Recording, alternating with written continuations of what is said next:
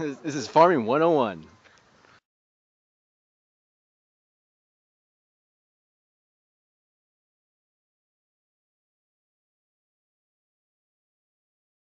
How not to feed a goat. Oh my god. Oh my god. Oh, save me.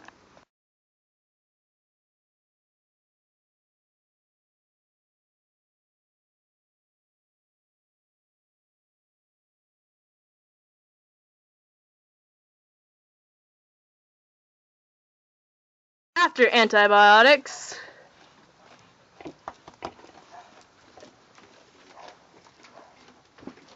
they're fat. How to treat your animals. How to not treat your animals. Stupid goat.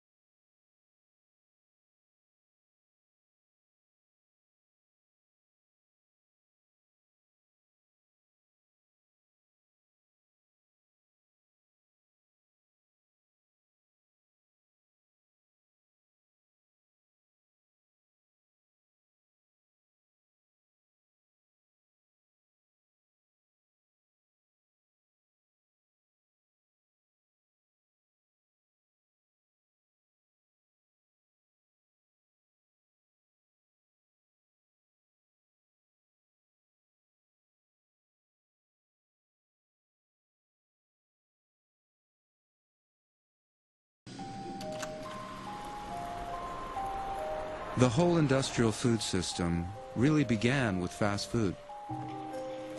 In the 1930s, a new form of restaurant arose, and it was called the drive-in.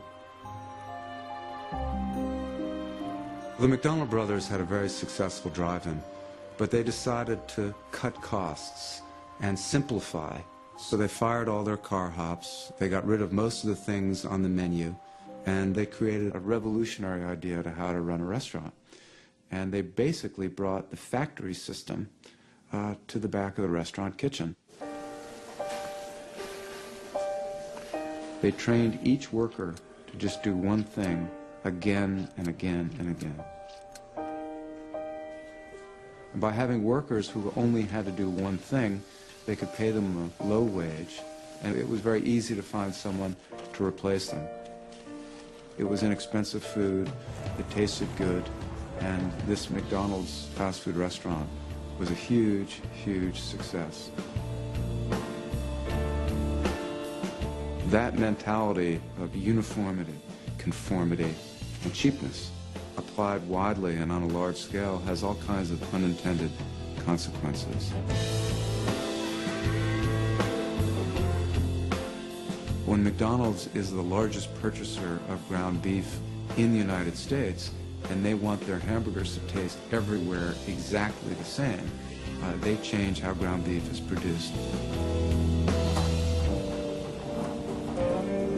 The McDonald's Corporation is the largest purchaser of potatoes, and one of the largest purchasers of pork, chicken, tomatoes, lettuce, even apples. These big, big fast food chains want big suppliers, and now there are essentially a handful of companies controlling our food system.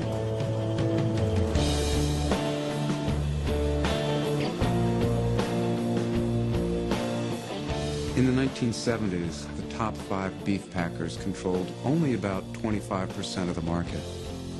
Today, the top 4 control more than 80% of the market. You see the same thing happening now in pork. Even if you don't eat at a fast food restaurant, you're now eating meat that's being produced by this system.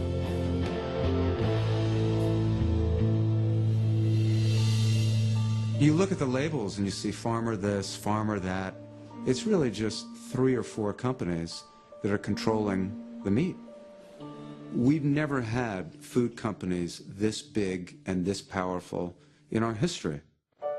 Tyson, for example, is the biggest meatpacking company in the history of the world. the industry changed the entire way that chicken are raised. Birds are now raised and slaughtered in half the time they were 50 years ago, but now they're twice as big. People like to eat white meat, so they redesigned the chicken to have large breasts.